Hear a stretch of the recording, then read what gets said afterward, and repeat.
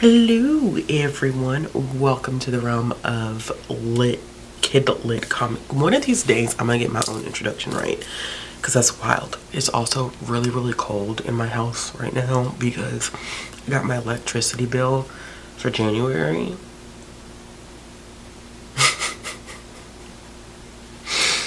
I said, oh no. It's always higher, of course, in the cooler months, but it was too high for my liking. I like my electricity bill in a certain range, and that last bill was it was a little too high for my liking. So in that case, my thermostat I have set lower, and so being downstairs now, it is much cooler than being upstairs. So fun for me. But I wanted to hop on here and talk about some new releases that are coming out in January of next year. So I know everyone is doing their most anticipated reads of 2025, but I'm going to be doing this month by month. I used to do a live show over on the older channel and talk about things that were coming out. Of course, I did that a few times, and then as I got closer to making the decision to leave that channel, that did slow down. This year I'm doing something a little different. I do order books for the library because that's part of my responsibilities, which I'm pretty sure most of y'all know that by now. And I have been keeping a new release tracker. Because I order so far in advance, I am able to do this spreadsheet before the month actually arrives, which saves me a lot of research and legwork because I'm doing it in real time as I am doing what I'm supposed to be doing that is job related. And this is job related because it does help me kind of get a feel of what's happening in the industry, be able to better support recommendation list, programming things, etc. But it also helps in doing a video like this. So every single month I will be putting out an anticipated release list for me. But one thing that I do want to share is that my patrons currently have full access to this new release tracker. So if you're interested, you could join at the lowest tier, which is only $2, and you will get access to the full new release tracker every single month. I keep track of all kidlit things. I do not do any adult related things for my job. So keep that in mind. And in the month of January, from what I have been able to track, this is probably not every single thing that is releasing in the month of January, but we have about 185 releases right now on that list. I know that there are some things that I am going to go back and add. I would not be surprised if this list is over 200 by the time we get closer to January or even into January, just because some things are more obvious in terms of release, especially from the bigger houses, whereas other things are a little bit more low-key from smaller or more indie presses. But today I am going to go through this list and I'm going to give you about 28 new releases that I am personally really interested in. It was hard narrowing it down, but clearly with a list that is already 185, I'm not going to be able to go through every single thing. That would literally be too much. And so I thought maybe 10 from each kind of grouping, where I'm looking at like board books and picture books for the first grouping, children's middle grade for the second grouping, and young adult for the third grouping, and every month give around 30. I'm sure that some months are going to be more intense than others. I already started the February tracker, and I'm going to just quickly pull this up. And for just the first week of February, February 4th is the first week, we are already looking at 86 titles. That's just for the first week of February. So some months it may be a little bit more intense than others, but I think that for the month of January, we're going to start with this number. So let's go ahead and do the picture books.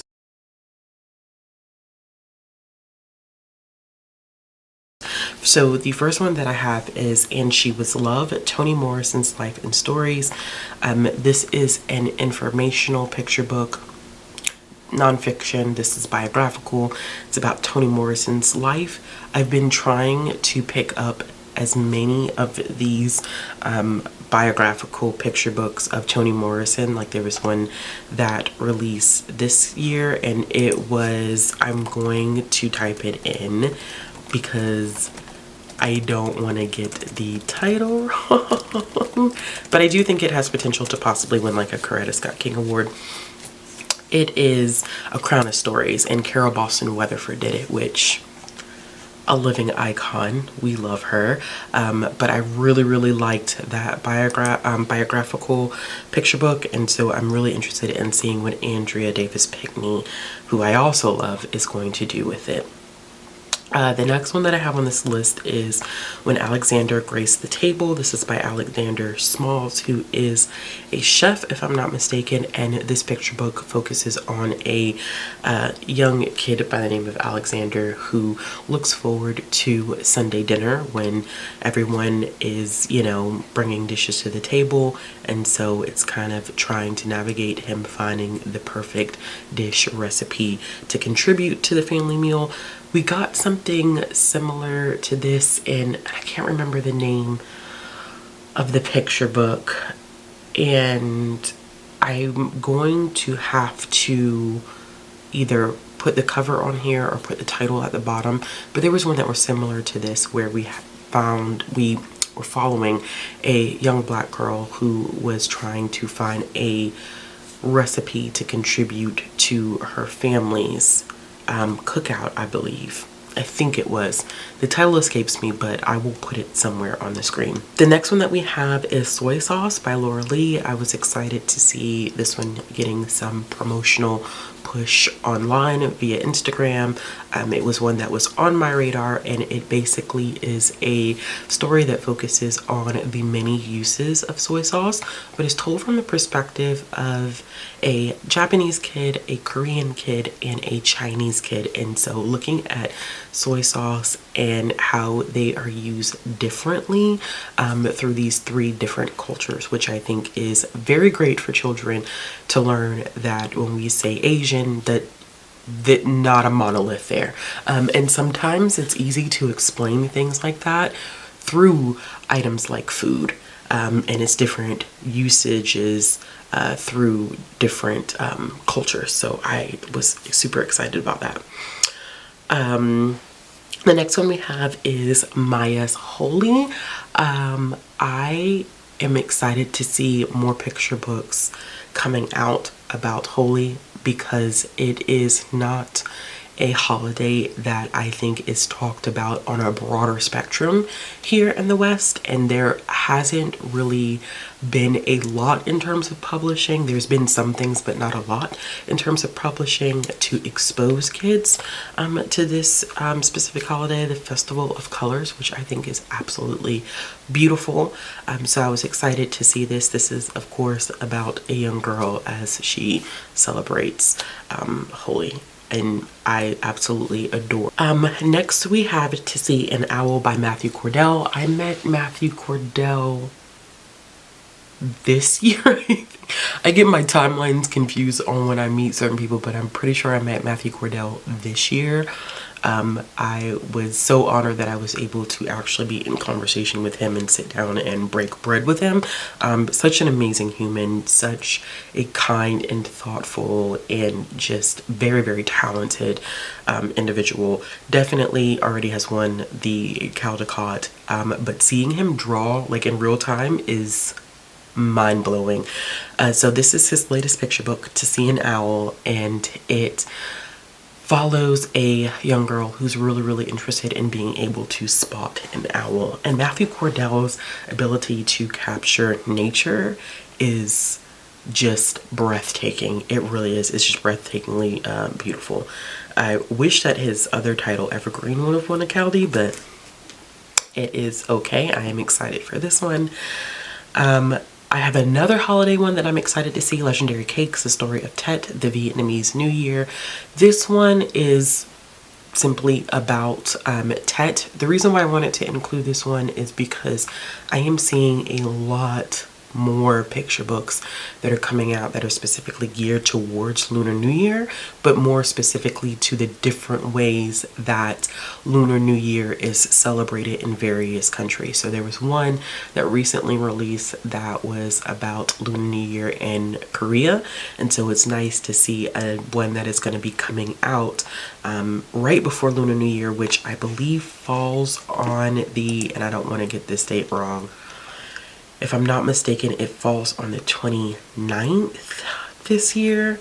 So it's nice that we're going to be getting one that comes out before Lunar New Year, and that focuses specifically on how Lunar New Year, which is called Tet, is practiced in Vietnam. The next one that we have, and I feel like I'm going to say this wrong, is Yaldila, Good Grief by Laurel Goodluck. I love Laurel's work. I really do. So I was excited to see that we had a new one coming out. Of course, this is Indigenous representation. It focuses on two kids that are helping their grandmother move, and the grandmother is struggling with the move, and so one of the characters is trying to strategically figure out how to get their grandmother into their home in a way that is comfortable for her. I trust Laurel to do an amazing job with this, as always, so I was just excited to see that we had another one coming. The next one is another one that has been getting quite a push on socials. I saw it on Instagram, I shared it via Instagram, and that is The Interpreter. This one I'm really excited about because it follows a kiddo that is, you know, living just a typical kid life, going to school, extracurricular activities, but also has a responsibility of being a translator for their parents. And whenever they have appointments or government things, like, they are responsible for being that interpreter. And so it's really a good example of what happens when we have families who come to the United States, and either immigrant families or even just bilingual families, where the children are the ones that have to be the in-between and assist their parents and or guardians. So I know that this is a thing. I think there are quite a few adults who know that this is a thing, but it's great to have this in picture book form where other kids will kind of understand, like, you know, you have peers who not only have, you know, their kid related stuff, but also they have this other responsibility that is not something that is common to everyone's childhood experience. So excited for that. We have Jollof Day. Very excited for this one. It really is about a father and son waking up and making jollof. That's it. There's not any like deeper plot to this one, but I am excited for it. There's a recipe included. I'm a fan of the artwork, so interested to see how this one is going to flow in terms of storytelling. And then the last one that we have is the Eid bag. I'm hoping I'm saying that right, because I know it's in celebration of Eid, but I don't know if it's called an Eid bag, but I'm just assuming based off of my interpretation of the text. This one focuses on a young girl who ends up leaving Pakistan and comes, what I think is the United States. In a summary, it refers to her no longer being in Pakistan and having to celebrate Eid in a different country, and it not necessarily being the same, and struggling with it not being the same, and having to adjust to and not, I want to say in in a helpful way.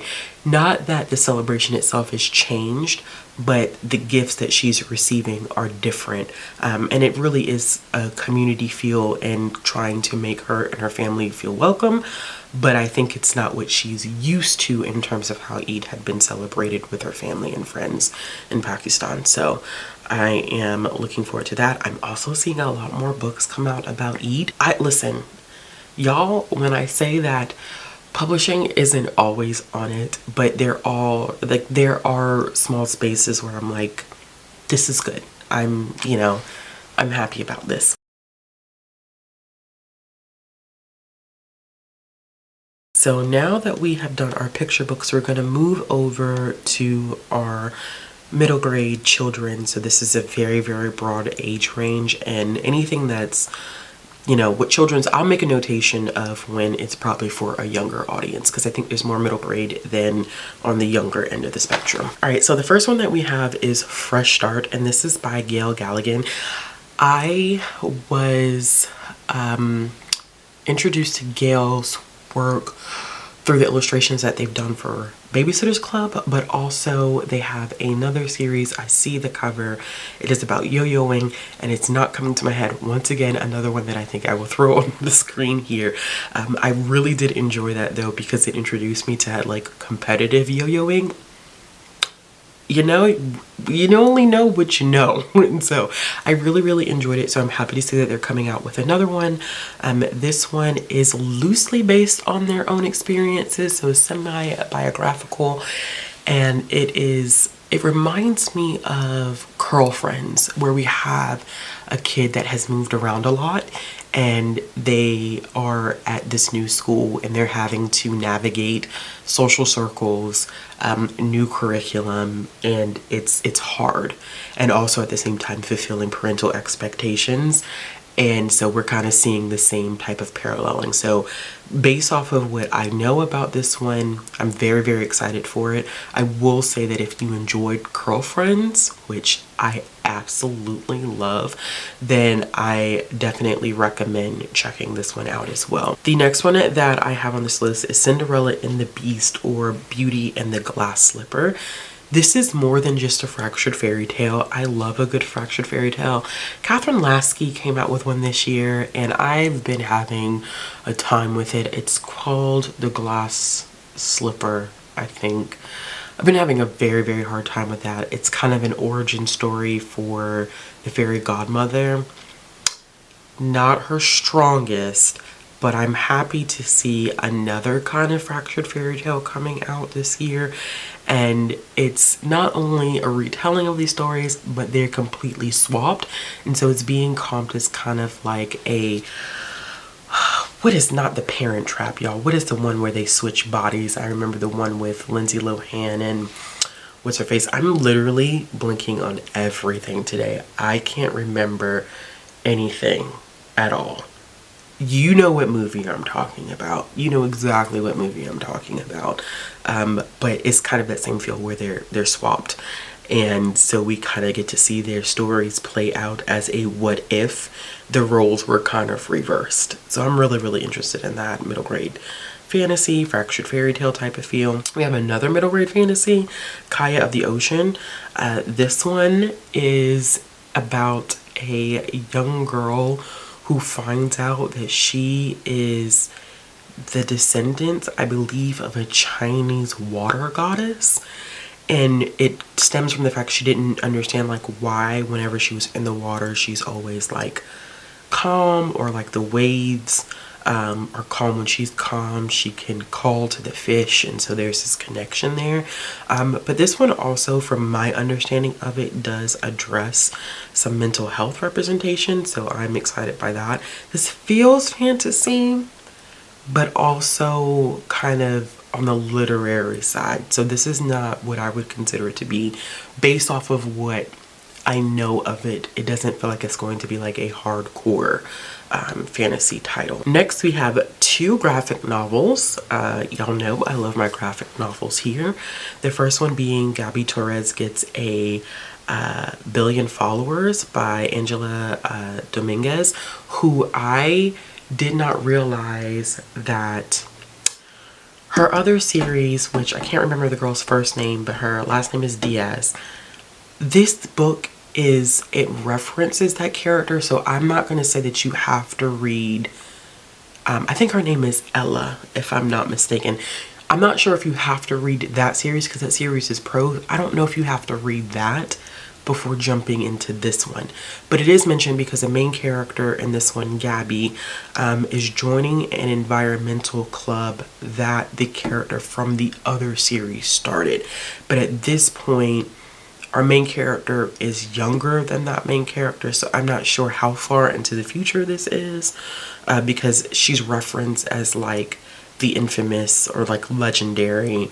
So I'm interested in it because she wants to use social media to kind of make things blow up, but you know, her parents are kind of not on board with that, and so I'm interested to see how this is all going to play out for her, especially because I think in the book she's only about 9 or 10, so this will be fascinating. The next one that I have is Chickenpox. This is one that I think I am going to receive a copy of. I can't be 100% sure, but I did say that I would like one, but we'll see if it actually ends up happening.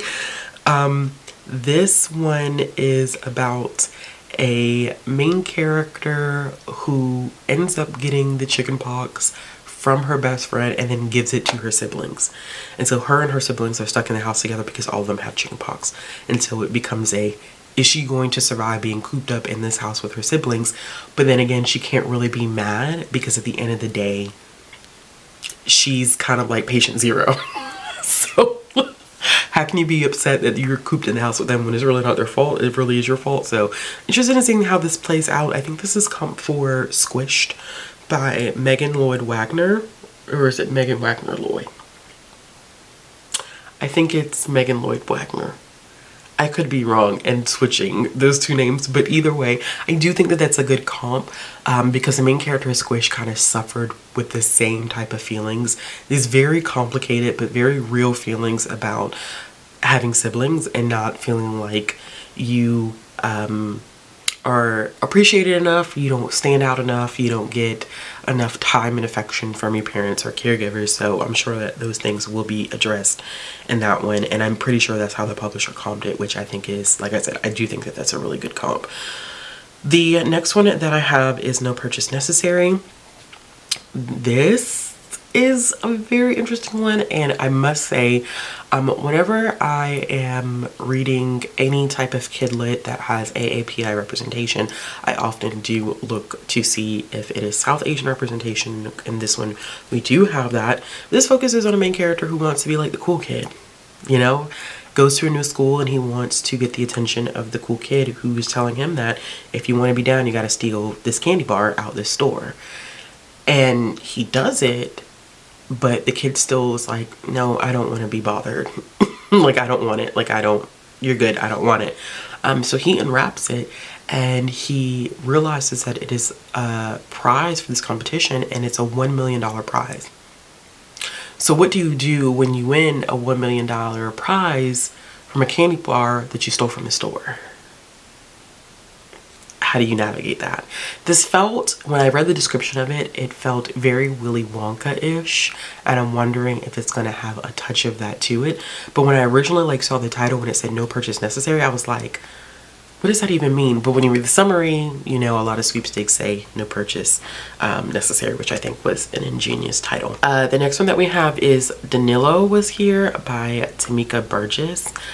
I read Tamika Burgess's book in 2023, Sincerely Cicely. Loved it so much. It was so good. It touched on the intersection of Blackness and being from Panama, and being you know, how people will perceive you when you say stuff like that. I really love that book so much. This one is different. That one was more realistic fiction, contemporary. This one is more of, historical fiction with a touch of realistic fiction kind of interwoven. I feel like it kind of meets at those crosswords. And when I say realistic fiction, that typically means like more contemporary feel to it. It has both of those feelings to it, but it has to deal with the US's invasion of Panama and the implications of that. And so we are following a main character by the name of Danilo, who, you know, has interests of his own, but at this point he's trying to keep his family in a good spot so they don't have to move to a refugee camp. And he loves baseball, but he doesn't want to focus on that. But he gets the opportunity to go, you know, train, study, and live in Cali, where his supposed father is, who abandoned the family for opportunities in the US and has not been in contact since. So I think there's going to be multiple things here. There's an opportunity for multiple things here where we're looking at the implications of the US's involvement in Panama, what that did to the community, what happens when you have a young kid that's responsible for taking on such big familial obligations, and what happens when we have kids who have to deal with parental abandonment. So I'm interested in this one a whole lot. I'm interested in all of these, but there are a handful where I'm like, I must definitely read that book. The next one that we have is Inkbound, Meticulous Jones, and the Skull Tattoo. Now this is what I would consider to be more of a hardcore fantasy. This one is following a main character who is very much so in this world. I can't tell really if it's our world or not. It seems like it is a version of our world, but not completely. But people get tattoos, which reveals what their magical abilities could possibly be, or it's tied to their magical skills. And in this one, we find that our main character gets a tattoo that means that she'll be a murderer. And so her dad's like, yeah, you know what? We're just going to scoot you out of here and remove you from this situation, because absolutely not going to happen on my watch. And so she's left under a caretaker who is afraid that she will be the main character's first victim. Her father ends up disappearing, and then I believe it's her aunt who comes and gets her and takes her to New London, where there are more sinister things at play, more than what she expected. So there is that. Next, we have The Snips by Raoul III, another amazing author that I met in 2022? No, 2023, because I met Matthew this year. Okay, so I met Raoul last year. I'm telling you, my timelines are jacked up. I met Raoul last year. Amazing human, hilarious, and also another amazing artist. This one is a children's graphic novel. So all the other books that I've been talking about, typically they're for ages between 8 to 12, which is, it's a very broad range when we talk about middle grade, but it is the range. And this one is on the younger end, so I would say like 7, 8, 9. So it's a early graphic novel. This is for kids who are independent readers that are really getting into graphic novels, but you are looking at more simple text, sentence structures, as opposed to what you may see in a traditional middle grade graphic novel. But this one is in like a fantasy world where we have these group of quote-unquote heroes that are known for doing hair, like really interesting hairstyles, and they are battling against this group of individuals, this organization that's all about buzz cuts. And so they don't want them to take over, and they have to stop them. Earl has a very fascinating mind, and so I am very, very interested. This is another one where I'm like, I must get my hands on this one. I'm very interested in picking this one up. And the last one that we have is another fantasy. This one sounds intense. I'm almost wondering if it could be a blend between upper middle grade and younger YA, kind of like that 10 to 14 range, because it just gives me those feels. But I'm gonna have to do a little bit more digging. But it did intrigue me because it focuses on two main characters who are from two different families, Feast and Famine. And when they both turn 13, they have to duel to be able to acquire the throne. They seem like, based on the summary, very different in terms of personality. So I'll be interested to see where this one goes. Even going back and looking at this one, I was like, this has a touch of a YA feel to it. So I definitely will be investigating the age category on that one, right, for a little bit more. Right now it's sitting in middle grade, but may have some potential to kind of move up.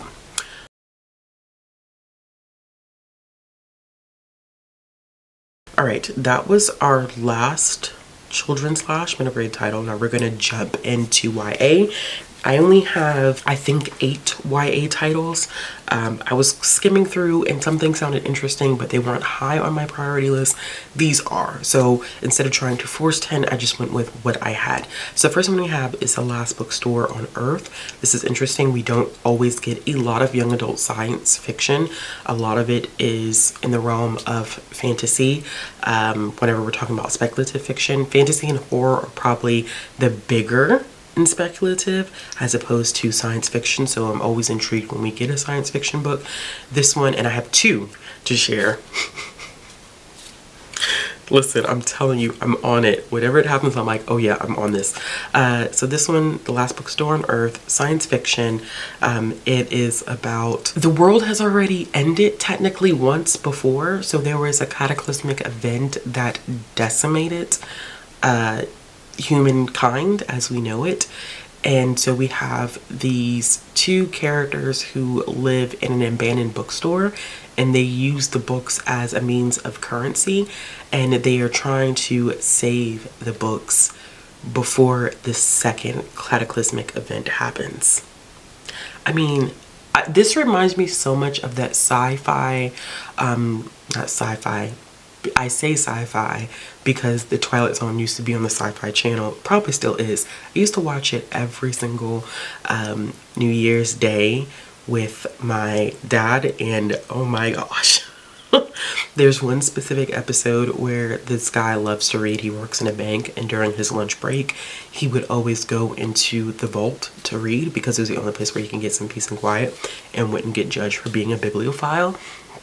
And one day he goes in, and I think an atomic bomb was dropped, and he was like the only person who survived. But he was super excited because he could just spend all his time reading books because I'm the last person on Earth.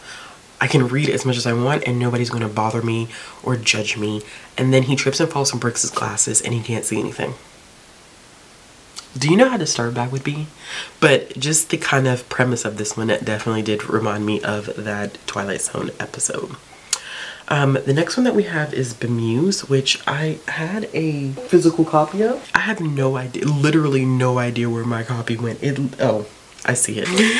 So this is it. Bemused. This is it's not a retelling, but it is the story of the Muses from Hercules, which we're getting their story because you have to think in Hercules, Muses are the ones who are telling his entire story. So now it's time for their story to be told, and I am excited for this.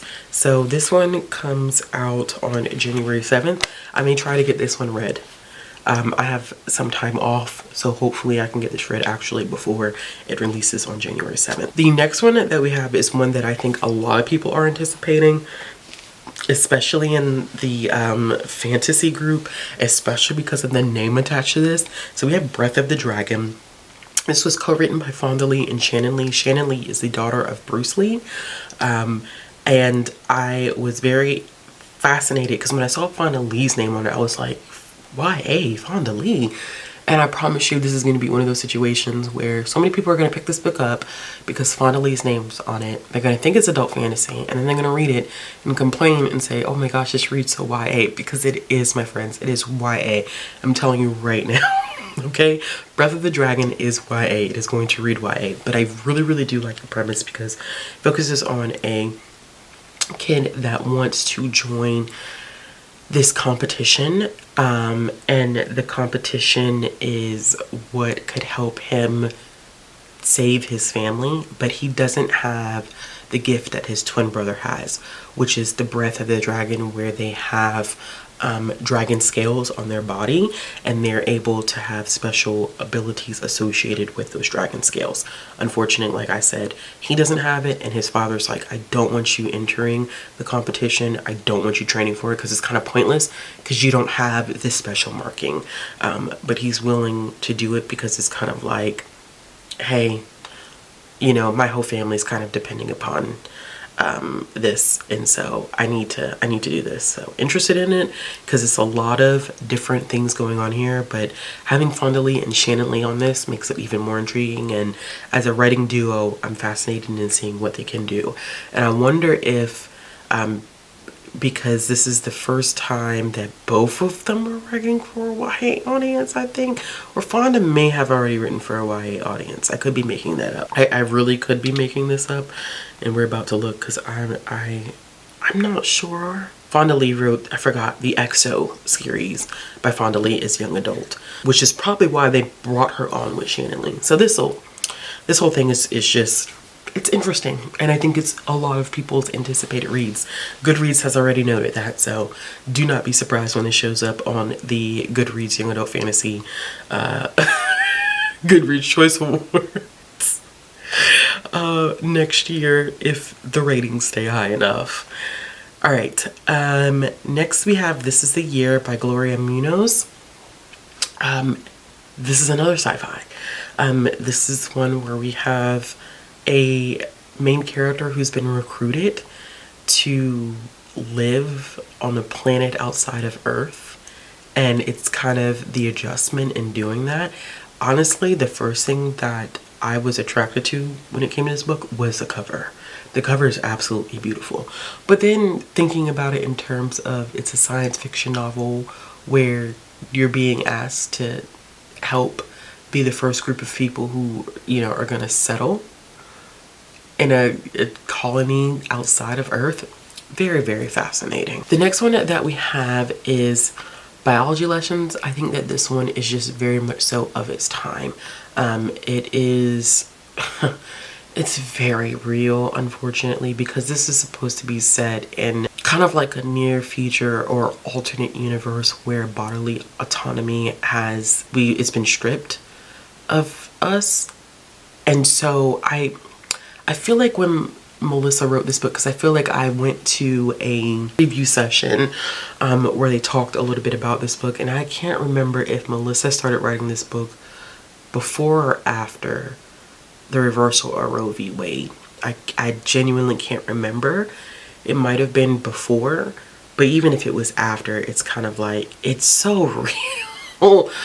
So it does focus on a main character who starts off, she links up with this guy. It was supposed to be tutoring. It ends up turning into something more. They start hooking up. She's very smart, excels at biology, ironically, is tutoring him in biology, and ends up pregnant.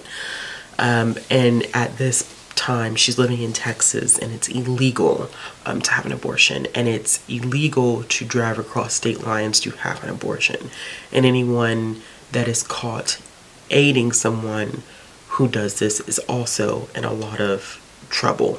So she has two friends that want to help her, but she doesn't want to put them at risk. And then they find this number and resource scrawled on the wall, I think, of a stall in a bathroom, and it goes from there. But I think I have to put myself in the right state of mind before reading that one, because it just feels too realistic, y'all. It does, and it's sad to say that, but it does. The next one that I have is Bingsu for Two. This is a fake dating. They might be enemies to lovers. I don't know. From the description, there's potential, but I rarely read things where I feel like characters are truly enemies to lovers, but it does have to have the fake dating trope in it. It is two main characters. Our hero ends up leaving his family's business. I don't want to say being a disappointment, but just as like puts all of the familial expectations to the side, and ends up deciding that he wants to work at this place called Bingsu for Two, which is, I don't think it's failing, but it's not doing as well as it could. And so he decides to work there. He meets the heroine, who's not a fan at all. Not in the least bit a fan of him.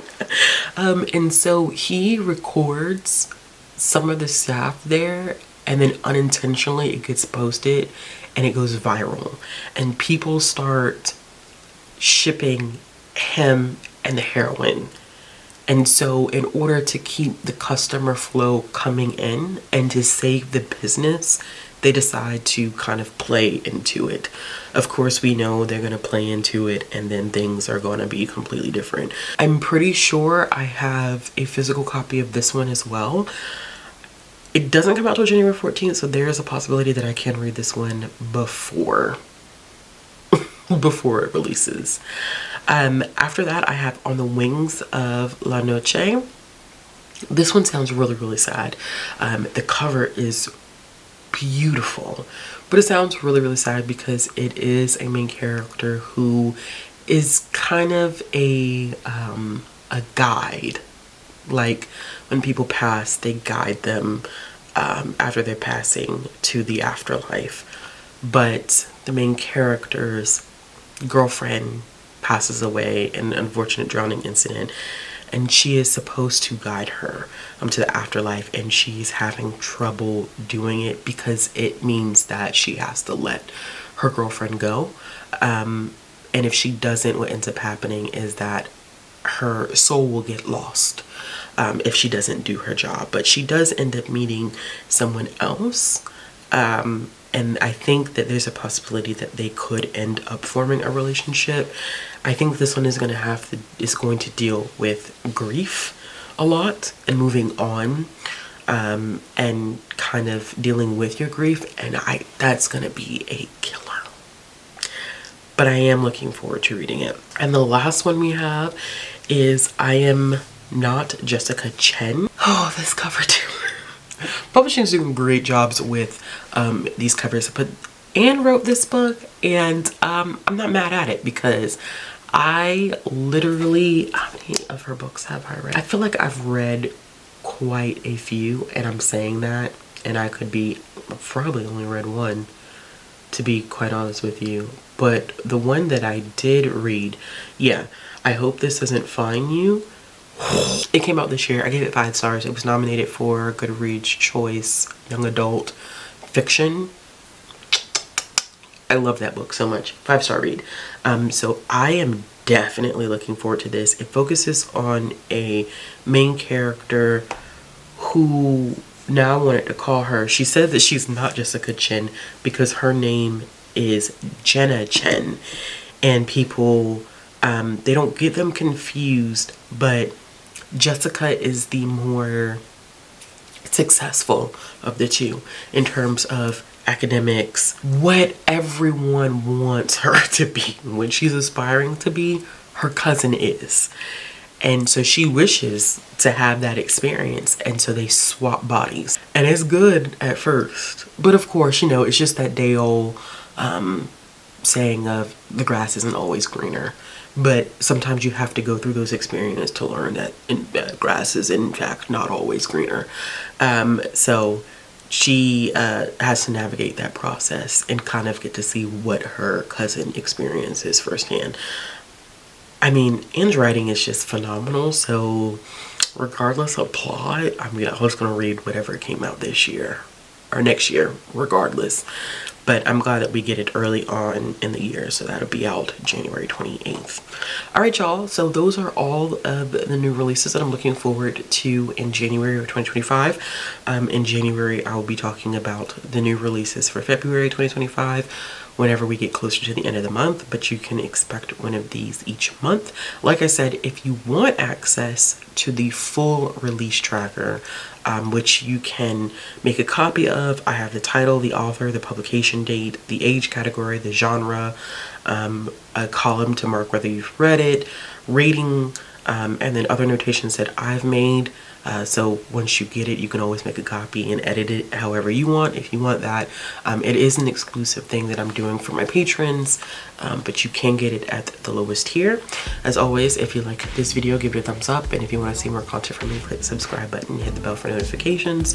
If you're looking for ways to support the channel, all the links will be down in the description box down below, and I will be back with another video soon. Bye.